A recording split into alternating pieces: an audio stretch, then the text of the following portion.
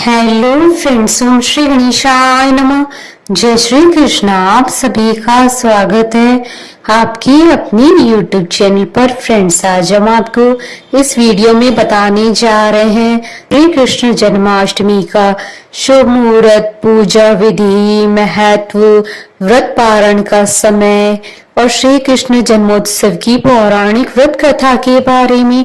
Friends, video शुरू करने से पहले आपसे रिक्वेस्ट है, अगर आप हमारे चैनल पर नए हैं और आपने अभी तक चैनल को सब्सक्राइब नहीं किया है तो प्लीज सब्सक्राइब कीजिएगा चैनल को, साथ ही प्रेस कीजिएगा बेल आइकन को, जिससे नए वीडियो से रिलेटेड नोटिफिकेशन आपको तुरंत प्राप्त हो सके। और वीडियो पसंद आने पर वीडियो को लाइक और शेयर जरूर कीजिएगा ताकि सभी भक्तों को इस वीडियो का लाभ प्राप्त हो सके। और कमेंट बॉक्स में जय श्री कृष्ण जरूर लिखिएगा।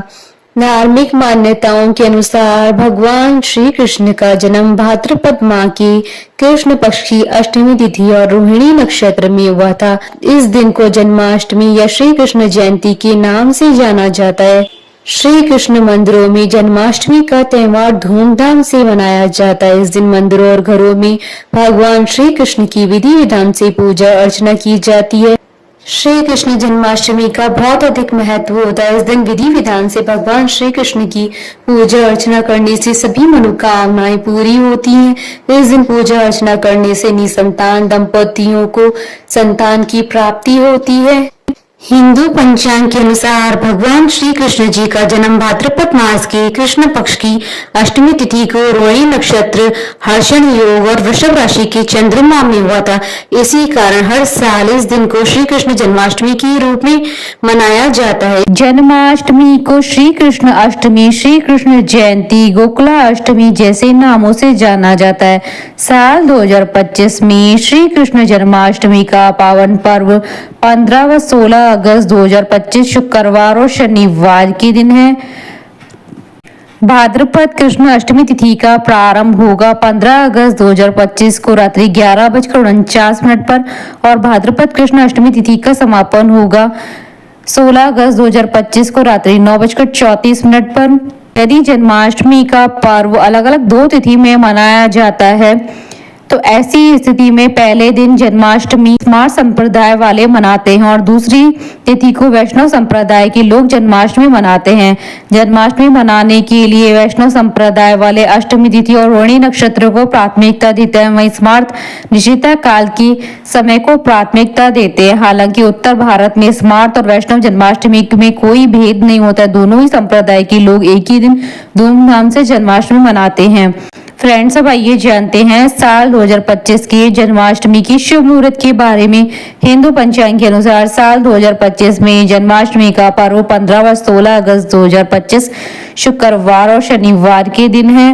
भाद्रपद कृष्ण अष्टमी तिथि प्रारंभ होगी 15 अगस्त 2025 को रात्रि 11:49 पर और भाद्रपद कृष्ण अष्टमी तिथि का समापन होगा 16 अगस्त 2025 को रात्रि 9:34 पर। रोहिणी नक्षत्र का प्रारंभ होगा 17 अगस्त 2025 को 4:38 पर और रोहिणी नक्षत्र का समापन होगा 18 अगस्त 2025 को 3:17 पर। जो लोग श्री कृष्ण जन्माष्टमी का व्रत 15 अगस्त को करेंगे उनके लिए निशिता काल पूजन का समय रहेगा रात्रि 12:10 से रात्रि 12:53 तक। कुल अवधि 44 मिनट है। और दही हांडी का पर्व 16 अगस्त 2025 शनिवार के दिन है। धर्मशास्त्रों के अनुसार व्रत पारण के लिए समय रहेगा 16 अगस्त 2025 को रात्रि 9:34 के बाद। धर्मशास्त्रों के अनुसार वैकल्पिक व्रत के पारण का समय रहेगा 16 अगस्त 2025 को सुबह 5:59 के बाद। देव पूजा विसर्जन आदि के बाद अगले दिन सूर्योदय पर पारण किया जा सकता है। पारण के दिन अष्टमी तिथि की समाप्ति रात्रि 9:34 पर होगी। वर्तमान समाज में प्रचलित 15 अगस्त की जन्माष्टमी के व्रत के पारण का समय रहेगा रात्रि 12:53 के बाद। क्योंकि भारत में कई स्थानों पर पारण निशिता यानी हिंदू मध्य रात्रि के बाद किया जाता है। और इस्कॉन में जन्माष्टमी का पर्व 16 अगस्त 2025 शनिवार के दिन मनाया जाएगा और 16 अगस्त के दिन जन्माष्टमी व्रत की निशिता काल पूजन का समय रहेगा रात्रि 12:09 से रात्रि 12:53 तक। कुल अवधि 44 मिनट है। इस्कॉन के अनुसार व्रत पारण का समय रहेगा 17 अगस्त 2025 को सुबह 5:59 के बाद और मध्य रात्रि का क्षण रहेगा रात्रि 12:31 पर। चंद्रोदय का समय रहेगा रात्रि 11:42 पर। साल 2025 की कृष्ण जन्माष्टमी के दिन सर्वा सिद्धि योग, रवि योग, अमृत सिद्धि योग का शुभ संयोग भी बन रहा है। इन दुर्लभ महासंयोगों के बनने के कारण साल 2025 की श्री कृष्ण जन्माष्टमी का महत्व कई गुना अधिक बढ़ जाता है। इन योगों में भगवान श्री कृष्ण जी की पूजा करने और व्रत करने पर जातक को अनंत गुना लाभ की प्राप्ति होगी और जातक के घर में धन धान्य की वृद्धि होगी।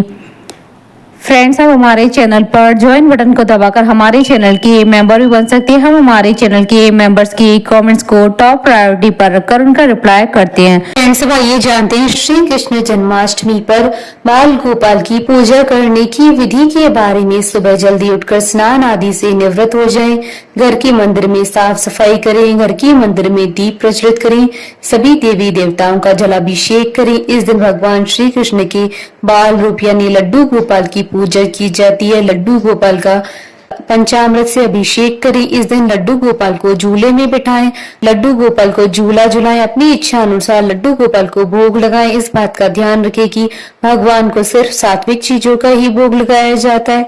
लड्डू गोपाल की सेवा पुत्र की तरह करें। इस दिन रात्रि पूजा का महत्व होता है क्योंकि भगवान श्री कृष्ण का जन्म रात में हुआ था। रात्रि में भगवान श्री कृष्ण की विशेष पूजा अर्चना करें। लड्डू गोपाल को मिश्री, मेवा और माखन का भोग लगाएं। लड्डू गोपाल की आरती करें। इस दिन अधिक से अधिक लड्डू गोपाल का ध्यान करें। इस दिन लड्डू गोपाल की अधिक से अधिक सेवा करें। इसी के साथ ही मुरलीधर के जन्म की कथा सुनते हैं। मान्यता है कि श्री कृष्ण की यह अद्भुत कथा सुनने मात्र से ही समस्त पापों का नाश हो जाता है, साथ ही जातक पर कन्हैया जी की कृपा बरसती है। फ्रेंड्स, अब आइए प्रारंभ करिए श्री कृष्ण जन्मोत्सव की पौराणिक व्रत कथा। स्कंद पुराण के अनुसार द्वापर युग की बात है। उन दिनों मथुरा में उग्रसेन नाम के राजा हुए, लेकिन स्वभाव से वह सीधे साधे थे। यही वजह थी कि उनके पुत्र कंस ने ही उनका राज्य हड़प लिया और स्वयं मथुरा का राजा बन बैठा। कंस की एक बहन थी जिसका नाम था देवकी। कंस उससे बहुत स्नेह करता था। देवकी का विवाह वसुदेव के साथ तय हुआ तो विवाह संपन्न होने के बाद कंस स्वयं ही रथ हाँकते हुए बहन को ससुराल छोड़ने के लिए रवाना हुआ। स्कंद पुराण के अनुसार जब वह बहन को छोड़ने के लिए जा रहे थे तभी एक आकाशवाणी हुई कि जिस बहन को वह इतने प्रेम से विदा करने स्वयं ही जा रहे हैं उसी बहन का 8वां पुत्र तेरा संहार करेगा। यह सुनते ही कंस क्रोधित हो गया और देवकी और वसुदेव को मारने के लिए जैसे ही आगे बढ़ा तभी वसुदेव ने कहा कि वह देवकी को कोई नुकसान न पहुंचाए। वह स्वयं ही देवकी की 8वीं संतान कंस को सौंप देगा। इसके बाद कंस ने वसुदेव और देवकी को मारने के बजाय कारागार में डाल दिया। कारागार में देवकी ने 7 संतानों को जन्म दिया और कंस ने सभी को एक एक करके मार दिया। इसके बाद जैसे ही देवकी फिर से गर्भवती हुई तभी कंस ने कारागार का पहरा और भी कड़ा कर दिया। तब भाद्रपद माह की कृष्ण पक्ष की अष्टमी को रोहिणी नक्षत्र में कन्हैया का जन्म हुआ। तभी श्री विष्णु ने वसुदेव को दर्शन देकर कहा कि वह स्वयं ही उनके पुत्र के रूप में जन्मे हैं। उन्होंने यह भी कहा कि वसुदेव जी उन्हें वृंदावन में अपने मित्र नंद बाबा के घर छोड़ आए और यशोदा जी के गर्भ से जिस कन्या का जन्म हुआ है उसे कारागार में ले आए। यशोदा जी के गर्भ से जन्मी कन्या कोई और नहीं बल्कि स्वयं माया थी। यह सब कुछ सुनने के बाद वसुदेव जी ने वैसा ही किया। वसुदेव जी ने जैसे ही कन्हैया को अपनी गोद में उठाया कारागार के ताले खुल गए। पहरेदार अपने आप ही नींद के आगोश में आ गए। फिर वसुदेव जी कन्हैया को टोकरी में रखकर वृंदावन की ओर चले। कहते हैं कि उस समय यमुना जी पूरे उफान पर थी। तब वसुदेव जी महाराज ने टोकरी को सिर पर रखा और यमुना जी को पार करके नंद बाबा के घर पहुंचे। वहां कन्हैया जी को यशोदा जी के साथ पास रखकर कन्या को लेकर मथुरा वापस लौट आए। स्कंद पुराण के अनुसार जब कंस को देवकी की 8वीं संतान के बारे में पता चला तो वह कारागार पहुंचा। वहां उसने देखा कि 8वीं संतान तो कन्या है, फिर भी वह उसे जमीन पर पटकने ही लगा कि वह माया रूपी कन्या आसमान में पहुंचकर बोली कि रे मूर्ख, मुझे मारने से कुछ नहीं होगा। तेरा काल तो पहले से ही वृंदावन पहुंच चुका है, वह जल्दी ही तेरा अंत करेगा। उसके बाद कंस ने वृंदावन में जन्मे नवजातों का पता लगाया। जब यशोदा जी के लल्ला का पता चला तो उसने मारने के लिए कई प्रयास किए, कई राक्षसों को भी भेजा, लेकिन कोई भी उस बालक का बाल भी बांका नहीं कर पाया। तो कंस को यह एहसास हो गया कि नंद बाबा का बालक ही वसुदेव देवकी की 8वीं संतान है। कृष्ण ने युवावस्था में कंस का अंत किया। इस तरह जो भी ये कथा पढ़ता है या सुनता है उसकी समस्त पापों का नाश हो जाता है। बोलिए भगवान श्री कृष्ण की जय। हमारे साथ इस वीडियो में अंत तक बने रहने के लिए आपका धन्यवाद। ओम श्री गणेशाय नमः। जय श्री कृष्ण।